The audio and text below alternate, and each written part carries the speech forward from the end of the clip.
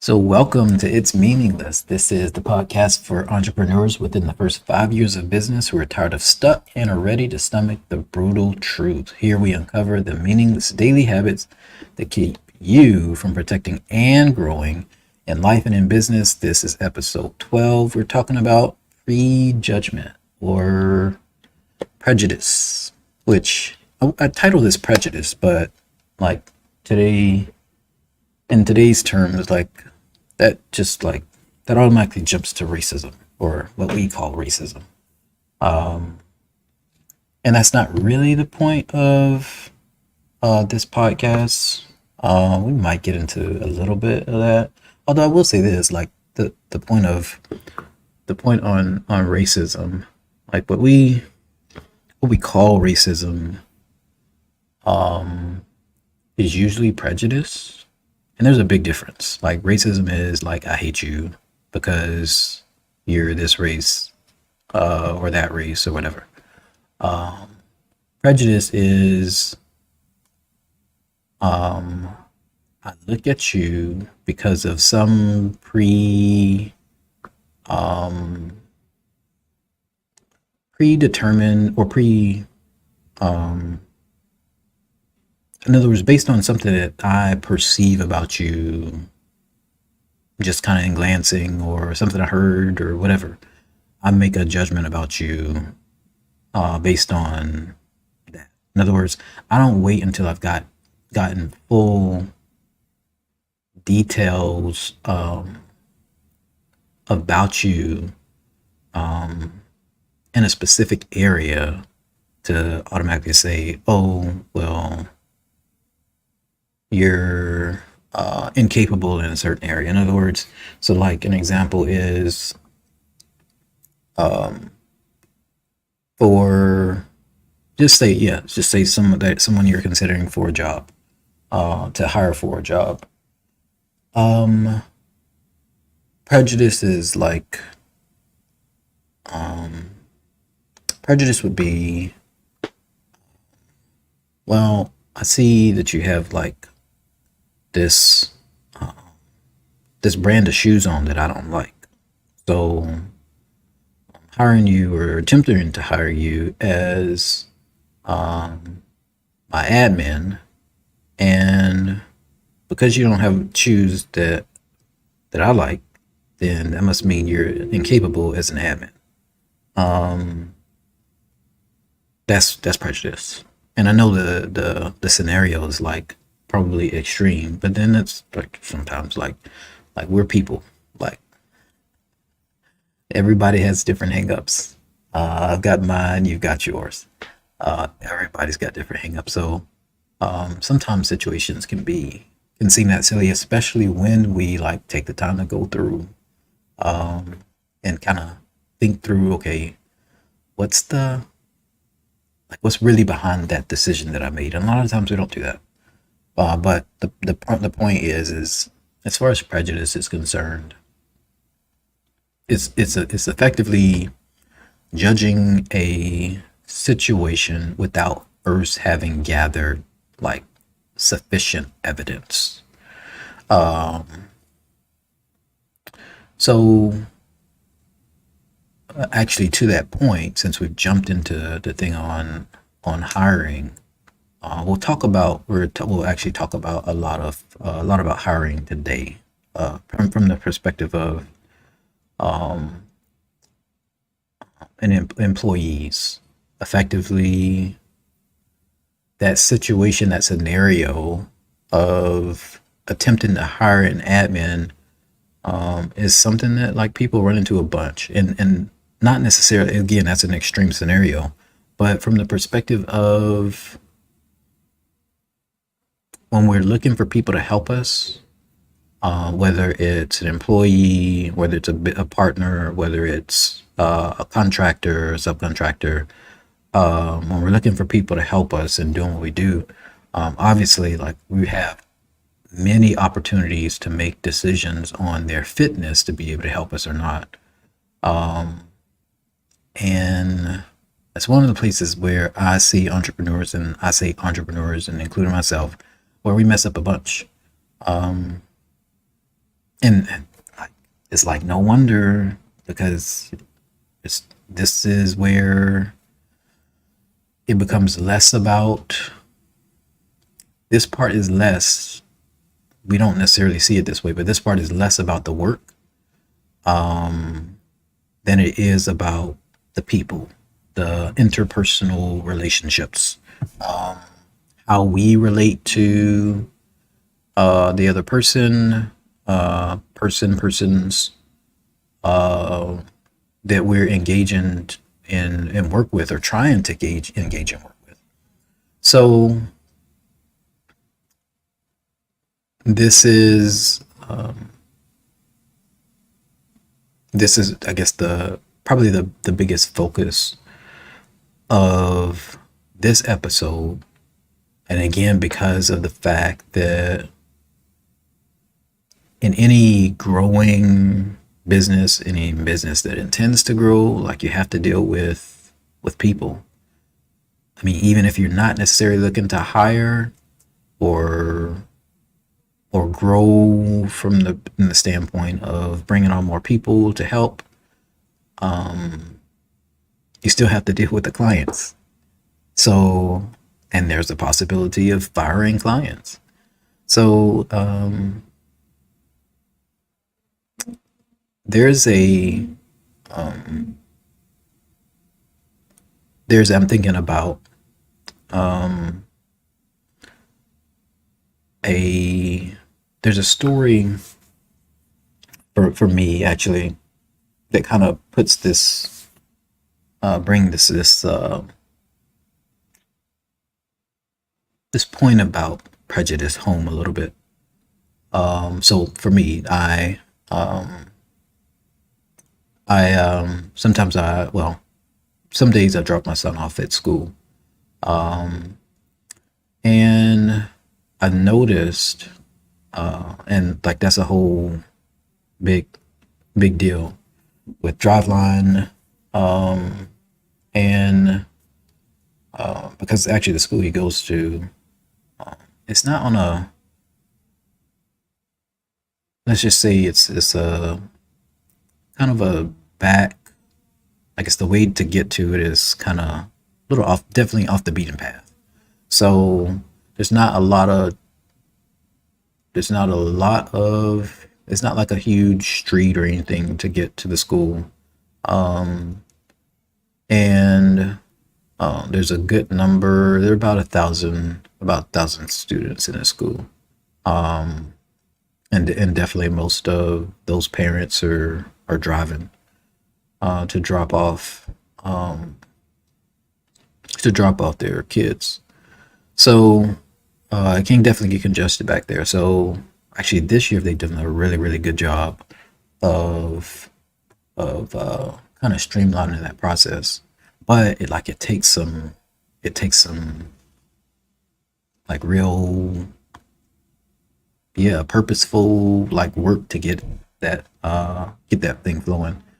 But so effectively, the way they handled it a little bit this year, which I wasn't really so big on, is effectively at one of the intersections, pretty much the major intersection for drop off.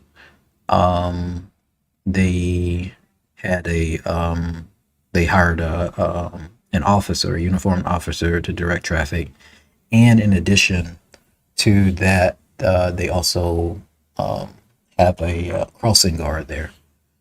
So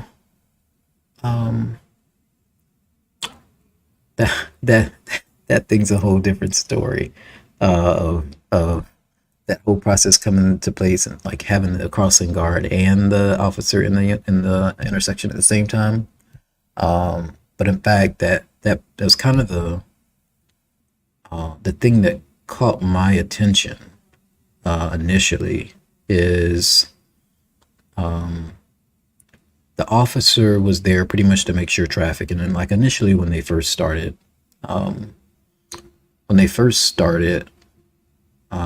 working together, I could tell it was kind of a weird setup. Because at times the crossing guard was trying to do one thing and the officer was trying to do another. So it took a little while for them to kind of get on the same page. The crossing guard was kind of trying to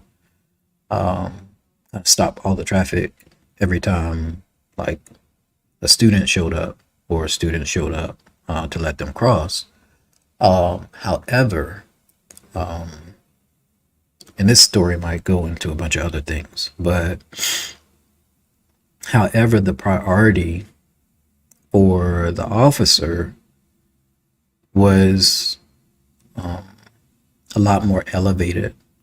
It was a higher priority than the one for the crossing guard.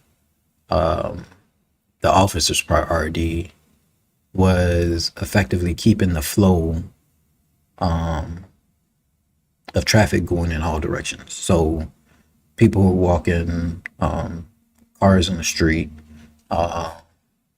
from all three directions. One of the directions goes directly into the school, so there's nobody coming out that way. So the thing that kind of as the school years kind of come along, what I've realized is, or at least early on, I realized that there's definitely a lot of work to be done for them to work together, and especially with the crossing guard, because there were some days where the officer wasn't there, and or I got there a little earlier and the crossing guard was there and the officer hadn't showed up yet, and I could see the officer or the crossing guard trying to direct traffic, like kind of like the officer, and I'm like, oh, because effectively she was trying to direct traffic, but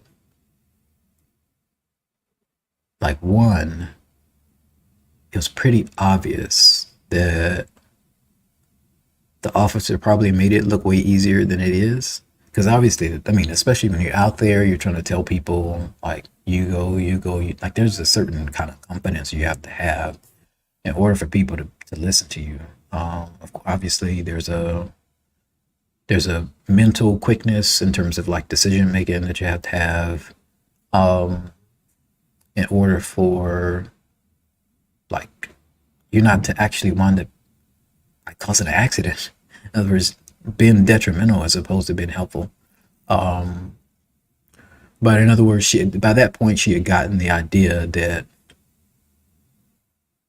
the flow of traffic for the cars need to go too. In other words, some kids can kind of stay and kind of wait for a minute or two on the corner while traffic kept moving, which is the point of kind of somebody being there to direct. So she had gotten to that point of realizing what the priorities were, but then like she started directing traffic, and I'm like, oh man, this is gonna be, yeah, she should probably she should probably not be doing that. But I say all of that to say, so not yeah, this past yeah, a couple days ago, drove through there again, and she was again, the officer wasn't there, and she was directing traffic, and I realized like she had kind of gotten the hang of it. I mean, she's not super duper, but she had kind of gotten the hang of it. Um, which like I'm proud. Like I'm not dope. Uh, which the point the point being for me is like when I saw that, I thought about it. I'm like, what if um well, one, I probably counted her out um beforehand, of being of doing that job, not being able to like Sure, if you'd asked me if she could do it, yeah, I would have been certain she could, but it's like right now she's not. So really that ties right into the conversation in terms of prejudging for like especially employees and at the same time like relationships that we engage with, other different like relationships that we engaged with, like I talked about before. So because I guess I could have ruled her I could have ruled her out based on and I did. I could have ruled her out and I did based on some information. So we talked about prejudice initially as something effectively making a decision about somebody based on not enough information, technically not enough information.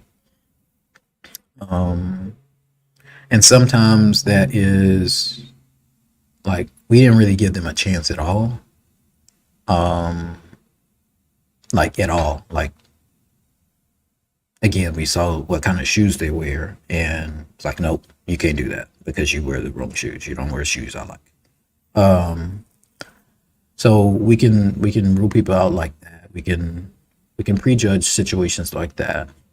We can also prejudge even after we've seen some evidence. So here's what I'm saying by that. In this case, technically in that situation, when I saw the crossing guard, I made two judgments. I made a judgment that I should say at least two, but definitely two. First, I made a judgment that she's not good at this role. And that was true. Like that was a true and accurate judgment. The one that was not true is the second one. The second judgment was she will not be good. She will not be good at this role. And that's the part that was prejudging, because I didn't have enough information at that time to truly determine what would happen in the future. And like, stay with me here for a bit because I know like you can take this a little to the extreme of anything's possible. So we never make judgments about what's going to happen in the future. And there's some level of truth to that, but not. Yeah, there's some level of truth to that, but not as much as you might think. Not as much as you might think. But effectively, that's really the place that I see most entrepreneurs, most people getting the prejudice thing wrong. Is most people know to give people somewhat of a chance. Don't get me wrong. Like I think all of us sometimes have times where we just like, I don't know, for whatever reason, like we're out of it, like we're just whatever. But I think all of us have times where we prejudge people based off of like kind of random stuff. Things that we could come back later with rational minds and say, oh yeah, that was kind of random. But and especially because like most of the times like this stuff happens so quickly. Just because like it's something we developed a long time ago, never thought about it, never took any time to evaluate it. Something somebody told us, something somebody kind of taught us. So it's just kind of what we do, and it's like we just don't think about it. So frankly, kind of the point of this episode is really to encourage us to think about it. Um, so that's the, in other words, we can, as far as prejudgments are concerned, we can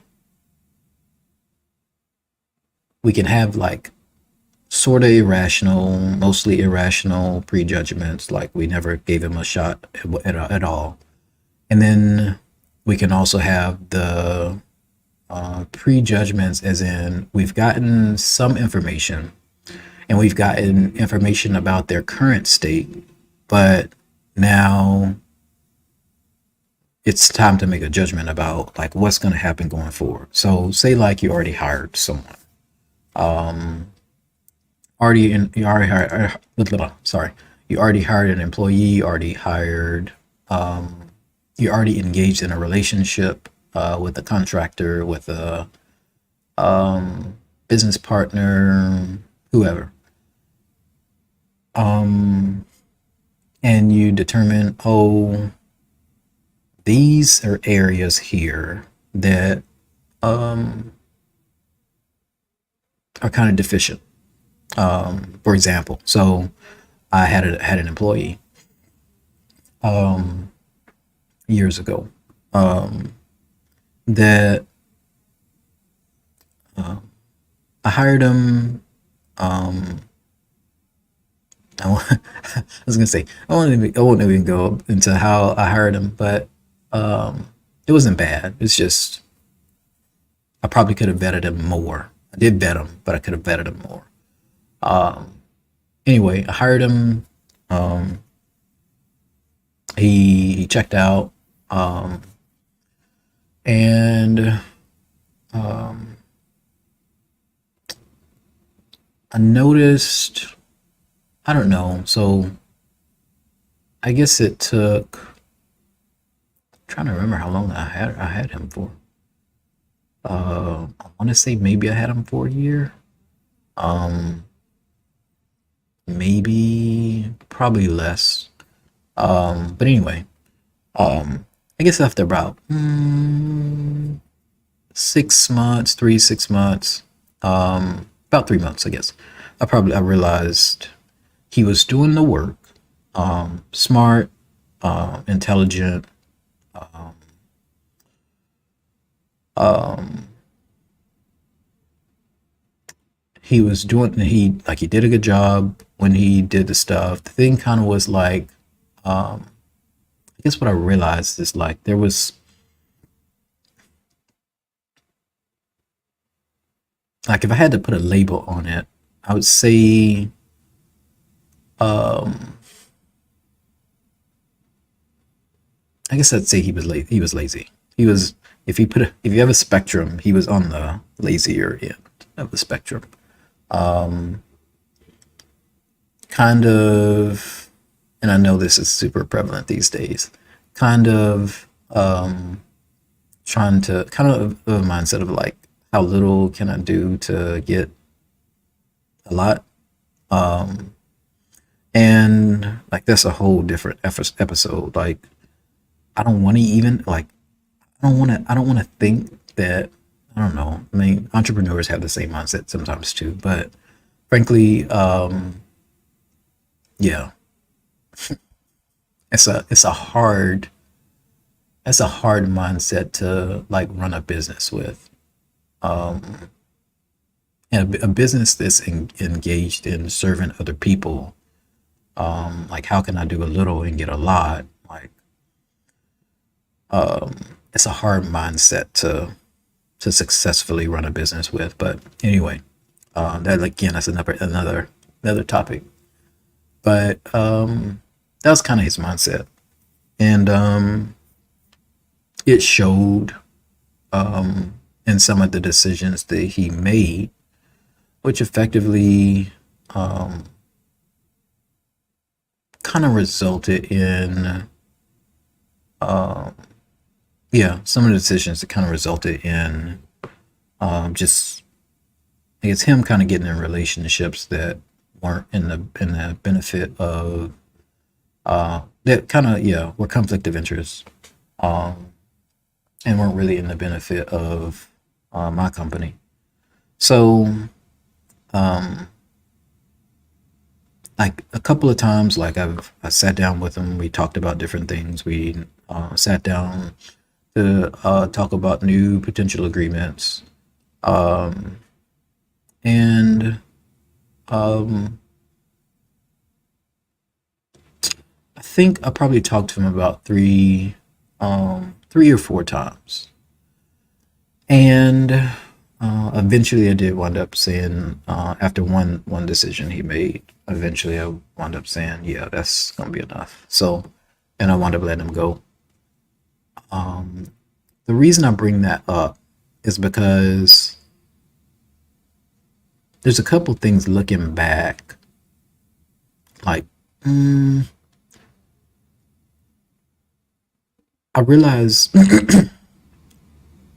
there probably are a couple things I could have done differently. Um, a couple of ways that like I could have gotten um, a couple of ways I could have gotten more, um, given that more of a chance. And the reason I'm talking about giving it more of a chance, in other words, we don't want to just like give chances to things that aren't going to work. But in reality, like we want to give all the chances to things that do actually have the potential to work because of the fact that, especially like on this topic of employees, like hiring a new employee, finding, hiring, vetting a new employee, like is expensive. Like it used to be expensive. Now it's crazy expensive. Especially when you take into account like how much it costs the business, how much it costs your company to not have a person in that role for whatever time it takes to find somebody else to replace them. So um, this is kind of a yeah, this is an important decision, and just for the fact of placing or an employee being way more expensive than keeping one, it's worth it in most situations to like do everything you can to um, to find out like how can I make this work again from the perspective of making it work. It's not like let me shoehorn it in, but in other words, how can I provide as much like fertilizer, as much healthy soil, as much um, water, as much sunlight is necessary to provide for this relationship to grow, to provide for this person to thrive here. And it's going to be different for everybody. Like some people are going to need a different level of um, some people are going to need a different level of nurturing, of kind of deposits, of kind of um, comforting or um, help than others. Some people need a different level. And in the end, the thing is like mindset wise, in the end, if it works, then it's worth it. Like I'm not even taking time to calculate too much because as expensive as finding new people are, like whether it's relationships, employees, subcontractors, partners, like partners, that's a big deal. It's as expensive as it is to have those engagements. Like you'd be hard pressed to spend too much in investing in an existing relationship. You'd be very hard pressed to do so. If it turns out in the end that it works out. So um, yeah, the other part really is when when we get this wrong, and like there are times that we do when we get this wrong, Um, what usually happens, like what usually happens from people I've talked to, and actually one of the mentors I have, and my experience is when we get this wrong and we prematurely let go of relationships that we have that, oh, we don't like something about it or something doesn't kind of rub us the wrong way. What generally happens when we do that prematurely is the person that we wind up replacing them with winds up being worse. The person we wind up replacing them with winds up being worse, and that's not really what we definitely it's not what we want. So the way to do that, and frankly, I think the goal and the lesson in all of this is, and the remedy in all this is gratitude. Um, Gratitude is the remedy for for this situation. Because in other words, like the thing is to keep in mind, like people are gonna rub us the wrong way. People are gonna do things we don't like. In fact, I have a friend um, whose son has an airplane school, and she was telling me just recently that her son has an employee that one of his trainers who apparently caused some damage to his airplane to the tune of 35,000, and um, so he's got to like pay out of pocket. Well, he could use insurance, but he's effectively paying out of pocket get uh, to get those repairs made. And so, like, of course, the question is like, does he fire the guy or not? And he chose not to. He chose not to. Like, apparently, the employee, like, number one, it was a mistake. Which, and don't get me wrong, I know like it's a costly mistake, but it was a mistake. It was a mistake, and everybody makes mistakes. And the thing is he chose not to like get offended with them. He chose to use his brain to say, hey, this guy has worked well for me in the past. Yes, like his decision, his mistake has cost me a lot of money, but it's like um, it's like the investing thing. Like when investors tell you, at least smart investors tell you about it not making any sense to throw good money after bad. The reverse is true too. That it doesn't make any sense to lose more money after like you've lost some. In other words, why make a bad investment into a worse investment? If the guy is good, then it makes sense to go ahead and fix the problem that is the problem, which now is the plane. And then if like he needs some extra training or some extra whatever to get him comfortable with something, then like make the investment for that.